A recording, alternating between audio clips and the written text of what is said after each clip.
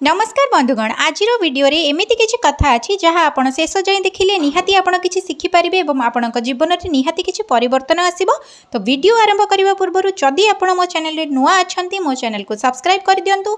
वीडियोटी भल लागिले निहाती वीडियो को लाइक करंतु, शेयर करंतु एवं कमेंट रे जय जगन्नाथ लिखिबा को भूलंतुनी।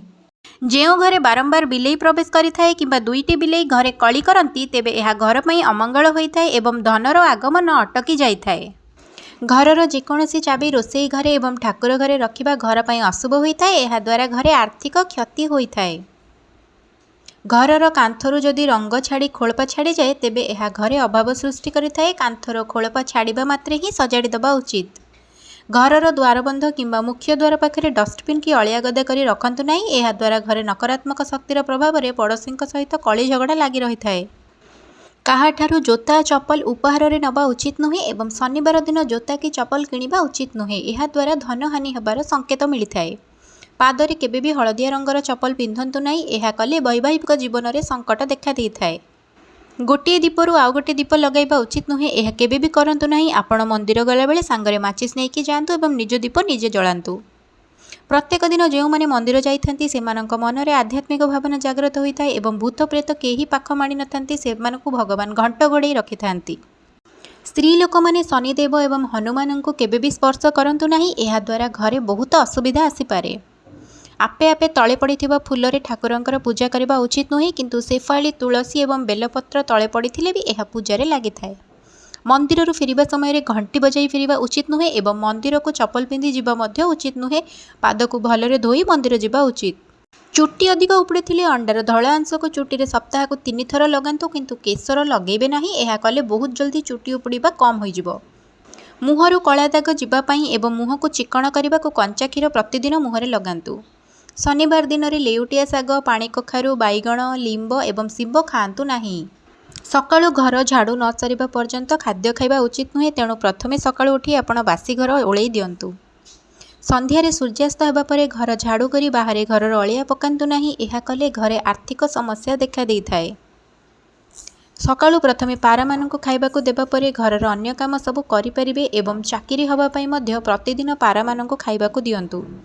लक्ष्मी बारे प्रथमे पारा मानकु हलदी अन्न खाइबाकु न देई घरर अन्य काम किछि करिबा नाही। एहा कले घरर धन वृद्धि होइथाए। संध्या समय निजे शोइब नाही कि घरर अन्य समस्तंको सुआई देब नाही। संध्यारे शोई रहिले घरे देवदेवींकर आगमन होई नथाए।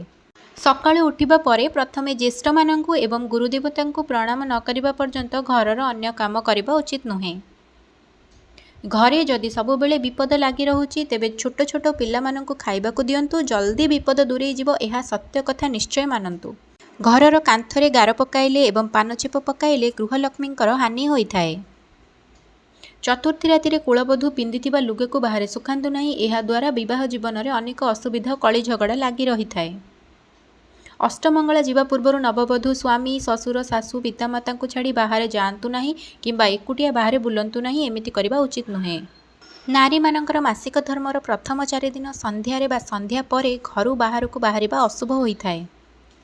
प्रत्येक गृहिणी माने प्रतिदिन गीता भागवत पढ़िबा उचित। रामायण, गीता भागवत पढ़ी अन्य को प्रतिदिन बुझाइले घरे समस्त विपद दूरे जाइथाए।